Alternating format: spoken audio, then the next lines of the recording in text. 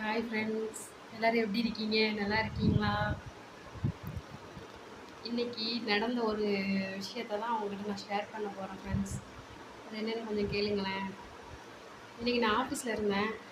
ஆஃபீஸில் இருக்கையில் எப்போவும் கஸ்டமர்ஸ்லாம் வருவாங்க. கஸ்டமர்ஸ்லாம் வந்து பில் கட்ட வருவாங்க. அப்போது ஒரு லேடி வந்து என்ன கேட்டாங்க, என்ன சேலரி கொடுக்குறாங்க இங்கே அப்படின்னு கேட்டாங்க. அப்போ நான் சொன்னேன், எனக்கு 10,000 கொடுக்குறாங்க அப்படின்னாங்க. அப்படின்னு நான் சொன்னேன். அதுக்கு அந்த லேடி சொன்னாங்க, அப்படியா, இவ்வளோதான் கொடுக்குறாங்களா அப்படின்னு கேட்டாங்க. ஆமாம் அப்படின்னு. அப்போ அந்த லேடி வந்து என்ன வேலை பார்க்குறாங்க தெரியுமா?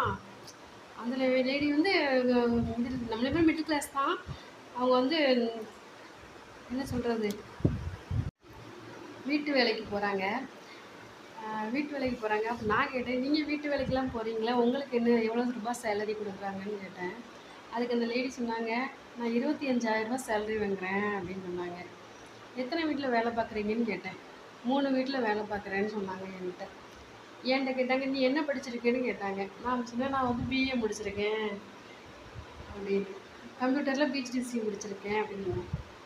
அது அந்த லேடி சொன்னாங்க, நான் என்ன படிச்சிருக்கேன்னு நீங்கள் கேளேன் அப்படின்னாங்க. நீங்கள் என்ன படிச்சிருக்கீங்க அப்படின்னு நான் கேட்டேன். நான் 5th தாண்டி படிச்சிருக்கேன் அப்படின்னாங்க.